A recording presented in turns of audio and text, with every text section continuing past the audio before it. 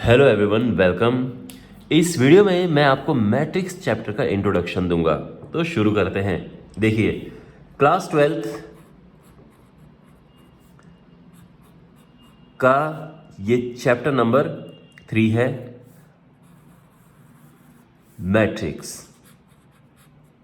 Basically matrix singular होता है और इसका प्लूरल फॉर्म होता है मैट्रिसेस। तो अगर एक मैट्रिक्स है तो हम उसको बोलेंगे अ मैट्रिक्स, और अगर बहुत सारी मैट्रिसेस हैं तो हम बोलेंगे मैट्रिसेस। Okay, alright. अब इसके बाद देखो, मैट्रिक्स क्या होती है। जब भी हम डेटा को रोज एंड कॉलम्स में रिप्रेजेंट करते हैं तो उसको मैट्रिक्स कहते हैं। तो हमारे पास कोई डेटा है, तो मान लो हमारे पास कुछ स्कूल्स का डेटा है कि एक स्कूल ए है, एक स्कूल बी है, एक स्कूल सी है, और उसमें उसमें जो क्रिकेटर्स हैं और जो फुटबॉल प्लेयर्स हैं उनका डेटा है। तो क्रिकेटर्स पहले स्कूल में हैं, जैसे मान लो कि 30 स्कूल बी के 25, स्कूल सी के 35 हैं।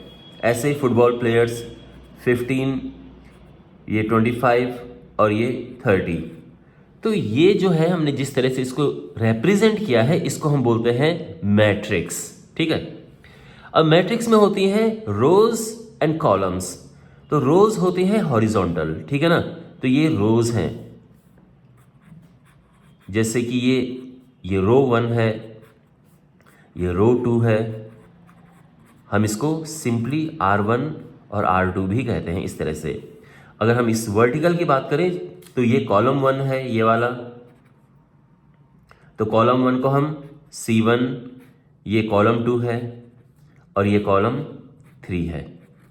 तो ध्यान रखना, हॉरिजॉन्टल में रोज होती है और वर्टिकल में कॉलम होते हैं। आपको बताया ना, जब कॉलम लगे होते हैं, जैसे घर बनाने में भी कॉलम लगते हैं या किसी चीज़ को सपोर्ट करने के लिए कॉलम लगते हैं, तो ये वर्टिकल में कॉलम्स होते हैं। तो ये कॉलम्स हैं, ओके। और हॉरिजॉन्टल में रोज होती हैं। तो अगर हमारे पास कोई मैट्रिक्स इस तरह से है, जैसे ABCDEFGHI, तो ये रो 1, रो 2 एंड रो 3। ओके, रो 1, रो 2, रो 3, और ये कॉलम 1, कॉलम 2 एंड कॉलम 3। अब इसके बाद आता है ऑर्डर ऑफ अ मैट्रिक्स।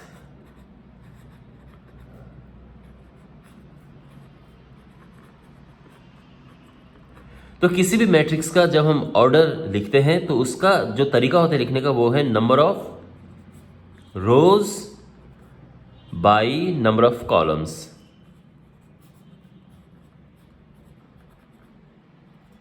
तो number of rows, number of columns. तो अगर हमारे पास ये वाली मैट्रिक्स है जैसे, और आपसे पूछा जाए कि इसका ऑर्डर बताइए, तो आप बोलोगे कि इसका ऑर्डर है, इसमें रोज कितनी है, 1 और 2, कॉलम कितने हैं, 1 2 3। तो इसका ऑर्डर हो गया 2/3 या 2x3। और इसका ऑर्डर क्या है, तो इसका ऑर्डर है यहाँ पे 3 इसमें रोज हैं और 3 इसमें कॉलम्स हैं। तो सिंपली आप ये ध्यान रखना कि ऑर्डर जब भी होता है, पहले रोज आते हैं फिर कॉलम आते हैं। रोज पहले आती हैं, जस्ट कीप इन माइंड, ठीक है ना। कॉलम पहले मत कर देना, रोज पहले होती हैं फिर कॉलम्स होते हैं। तो ये तो हो गया मैट्रिक्स का ऑर्डर। अब इसके बाद बात करते हैं इनके एलिमेंट्स की।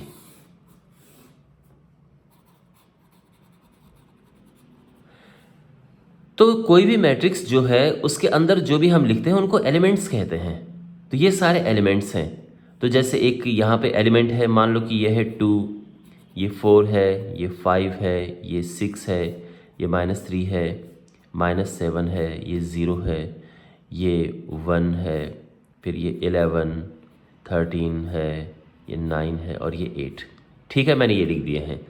और यहाँ पे इनको हम एलिमेंट्स कहते हैं। तो 2, 4, 5, 6, ये -3, -7, ये सारे के सारे एलिमेंट्स हैं। अच्छा, तो पहली बात, इसका ऑर्डर क्या है। इस मैट्रिक्स का जो ऑर्डर है, ऑर्डर ऑफ द मैट्रिक्स, तो इसका ऑर्डर है row into column, rows into columns, number of rows इसमें 1 2 3 है और नंबर ऑफ कॉलम्स कितने हैं 1 2 3 4। इसके बाद जो इसमें नंबर ऑफ एलिमेंट्स होंगे तो कितने होंगे नंबर ऑफ एलिमेंट्स। तो नंबर ऑफ एलिमेंट्स या तो गिन लो सीधे 1 2 3 4 5 6 7 8 9 10 11 12, या जो ऑर्डर है उसको आपस में मल्टीप्लाई कर दो 3 चौको 12, तो इससे इसके एलिमेंट्स आ जाएंगे। अच्छा, अब हर एक एलिमेंट की अपना नाम होता है। जैसे अगर कोई पूछे कि इसका नाम क्या है तो देखो हम लिखेंगे ए। अब बताओ कौन से रो पे है। देखो ये R1 है, ये R2 है और ये R3 है। ये कॉलम 1, कॉलम 2, कॉलम 3, कॉलम 4। तो देखो ये वाला जो एलिमेंट है कौन से रो पे है, तो ये सेकंड रो पे है। कौन से कॉलम में है, सेकंड कॉलम में है। तो यानी A22 है -7। अगर कोई पूछे कि भाई A31 बताओ, तो यानी जब भी हम एलिमेंट को रिप्रेजेंट करते हैं तो पहले आता है रो और दूसरा आता है कॉलम। तो रो एंड कॉलम, ओके। तो यहां पे third row and first column में कौन सा है बताओ, तो third row and first column में 11 है, तो ये 11 आ गया। इसी तरह से अगर पूछा जाए कि 4 2 बताओ, यानी fourth row and second column, तो fourth row and second column कोई है यहाँ, तो आप लोग ये तो नहीं है, तो यहाँ पे सिंपली कहेंगे कि नो, ओके, या डज नॉट एग्जिस्ट, ये है ही नहीं एलिमेंट। अच्छा, और अगर हम कहें 2 4 तो means second row and fourth column, तो second row and fourth column ये 1 है। तो इस तरह से एलिमेंट्स को हम रिप्रेजेंट करते हैं। और एक जनरल तरीका एलिमेंट को लिखने का क्या है, वो है AIJ।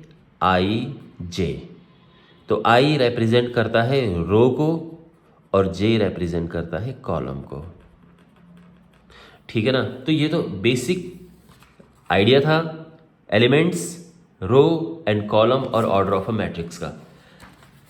अब टाइप्स ऑफ मैट्रिसेस की बात करते हैं।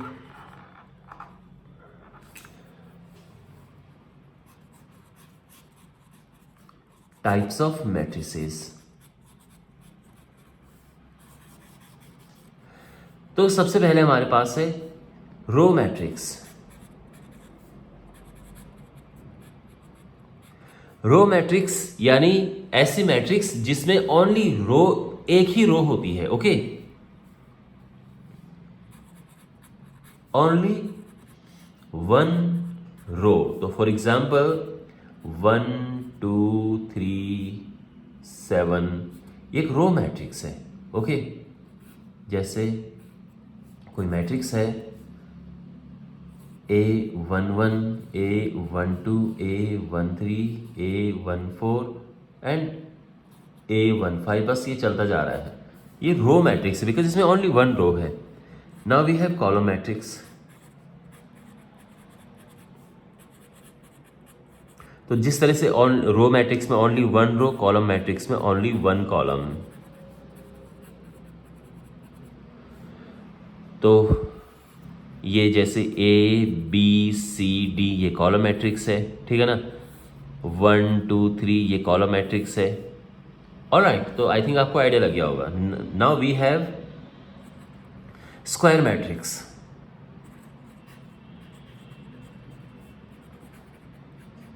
स्क्वायर मैट्रिक्स, अब यहां पे स्क्वायर मैट्रिक्स होती है, इसमें number of rows and number of columns equal होने चाहिए। So number of rows should be equal to number of columns. तो इसका जो ऑर्डर होता है वो आपको मिलेगा या तो 1 by 1 मिलेगा, यानी 1 रो 1 कॉलम, या 2 by 2 मिलेगा, 2 रो 2 कॉलम, या 3 by 3 मिलेगा, 3 रो 3 कॉलम, या 4 by 4, ठीक, ओके। यानी इसमें m इंटू m इस तरह से ऑर्डर होता है। तो अगर मैं कहूँ यहाँ पे कि ये लिखा है मैंने 2, तो ये एक स्क्वायर मैट्रिक्स है। 2 7 -3 5 ये स्क्वायर मैट्रिक्स है बिकॉज इसमें 2 रोज हैं और 2 ही कॉलम हैं। A B C D E F G H I ये क्या है, ये भी एक स्क्वायर मैट्रिक्स है बिकॉज इसमें 3 रोज हैं और 3 कॉलम्स हैं, तो स्क्वायर मैट्रिक्स समझ आ गया। अब हमारे पास है diagonal matrix.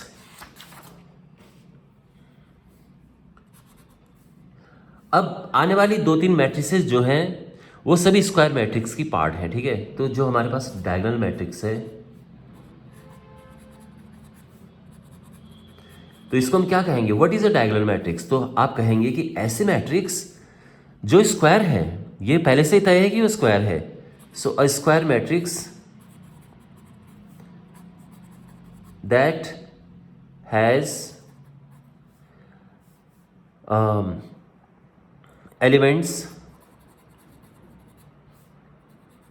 only in its diagonal, that has non-zero elements only in its diagonal, और बाकी सारे जीरो होते हैं, and all other are zero।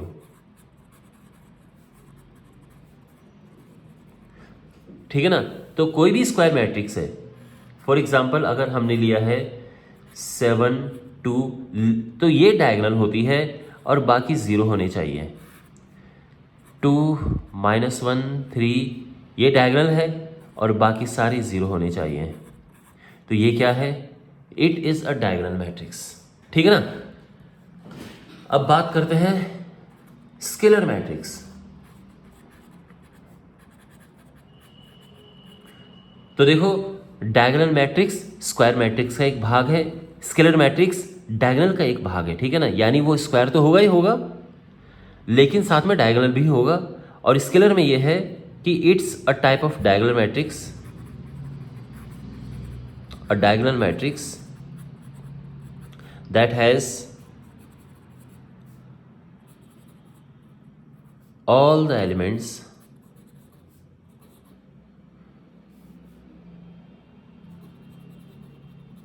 same in its diagonal।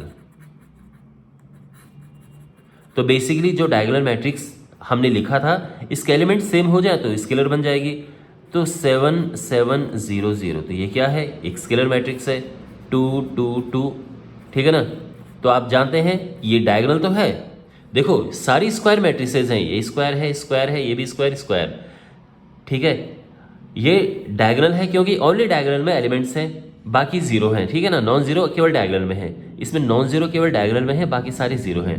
ये भी डायगोनल है, लेकिन ये डायगोनल का एक टाइप है और यह है स्केलर मैट्रिक्स। तो जब ये एलिमेंट एक जैसे हो जाते हैं तो हम इनको बोलते हैं स्केलर मैट्रिक्स। ओके, अब हमारे पास है आइडेंटिटी मैट्रिक्स।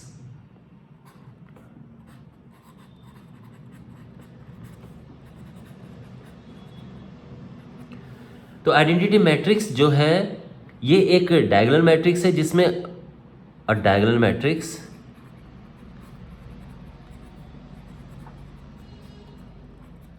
ठीक है ना। और हम ये भी कह सकते हैं कि एक टाइप का स्केलर मैट्रिक्स है, लेकिन इसमें अब केवल 1 1 ही होंगे, ठीक है ना।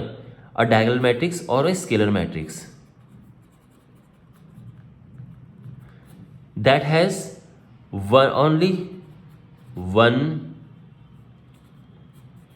that has only one in its diagonal।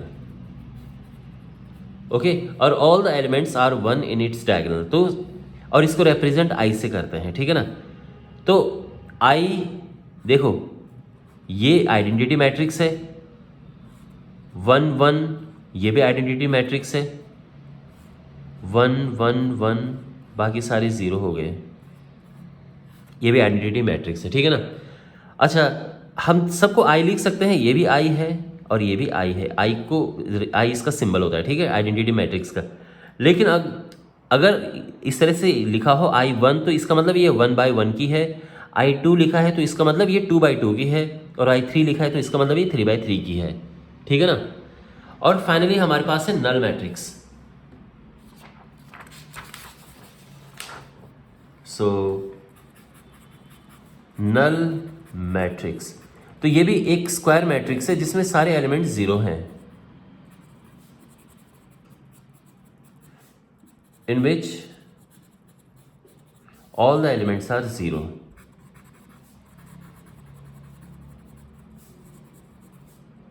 0। Okay, तो ये एक स्क्वायर मैट्रिक्स है जिसमें सारे एलिमेंट्स 0 होते हैं। सो अगर हमें लिखना है केवल 0, तो ये एक नल मैट्रिक्स है। 0 0 0 0 नल मैट्रिक्स है। 0 0 0 और ये भी एक नल मैट्रिक्स है, ठीक है ना। इसका सिंबल O होता है, और अगर आप चाहो तो इसको O1 O2 O3 भी लिख सकते हैं अगर ज़रूरत पड़े। वैसे केवल O ही इनफ है, ठीक है ना। तो ये O है, O इसका सिंबल है नल मैट्रिक्स का। So in this all the elements are 0। Alright, और अब हम करेंगे इक्वालिटी ऑफ मैट्रिसेस। हमारे पास दो मैट्रिसेस हैं और ये इक्वल हैं। किन परिस्थितियों में ये इक्वल होंगी, किन केसेस, किन कंडीशंस में? तो इसके दो कंडीशंस है। पहली बात तो ये है कि मैट्रिसेस का ऑर्डर सेम होना चाहिए। तो पहली कंडीशन ये है कि सेम ऑर्डर होना चाहिए और उनके सेम एलिमेंट्स होने चाहिए, कॉरेस्पॉन्डिंग एलिमेंट्स सेम होने चाहिए। So corresponding elements should be same.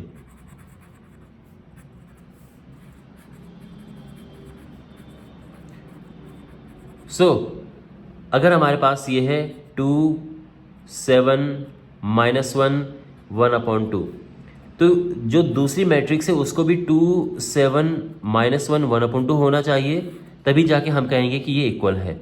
अगर हम इसको इस तरह से लिख दें कि 2 7 -1 1/2, तो ये इक्वल नहीं है, इसका ध्यान रखना, ठीक है।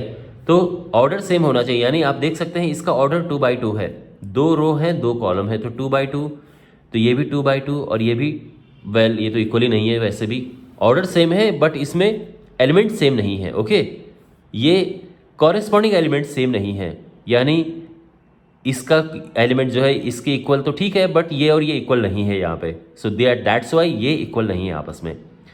अब अगर आपके पास क्वेश्चन ऐसा हो कि A7 5 B is equal to 3 C D 2, तो हमें ABCD की वैल्यू बतानी है। तो कैसे करेंगे? तो यहाँ पे हम कॉरेस्पॉन्डिंग एलिमेंट्स को इक्वेट कर देंगे। तो यहाँ पर आप देख सकते हैं A है और ये 3 है, तो A 3 हो गया। यहाँ 7 और C इक्वल हैं, ठीक है। यहाँ D और 5 ये आपस में इक्वल होंगे क्योंकि कॉरेस्पॉन्डिंग एलिमेंट्स इक्वल हैं, और यहाँ B और 2 आपस में इक्वल होंगे, ठीक है ना। तो A 3 है, B 2 है, C 7 है और D 5 आ गया है। और फिर धीरे धीरे इसमें कुछ टफ क्वेश्चंस भी आते हैं, वो 3.1 में है, और 3.1 मैंने ऑलरेडी सॉल्व कर रखा है। डिस्क्रिप्शन में आपको सारे वीडियोस मिल जाएंगे इस चैप्टर के। इसके बाद कुछ बेसिक छोटी छोटी प्रॉपर्टीज़ हैं। फर्स्ट प्रॉपर्टी ये है कि अगर आपको मैट्रिसेस को प्लस करना हो, तो हमारे पास एक मैट्रिक्स है 2 5 -1 0 और दूसरी है -2 3 4 2, और हमें प्लस करना है। तो क्या होगा? तो सिंपल सी बात है, प्लस करने के लिए कॉरेस्पॉन्डिंग एलिमेंट्स को प्लस कर दो, यानी इसको इससे प्लस कर दो, ठीक है। प्लस करेंगे और ये माइनस आएगा तो इवेंचुअली माइनस हो जाएगा,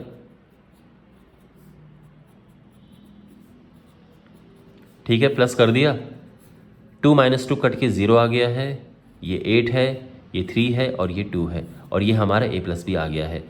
अब एक और क्वेश्चन है कि हमारे पास है 2 3 7 1, दूसरी मैट्रिक्स है 1 5 -1 2 7 -3, इनको प्लस करो। तो आप कहोगे कि A+ भी पॉसिबल नहीं हो सकता है, not exist, does not exist. क्यों? क्योंकि ऑर्डर सेम नहीं है।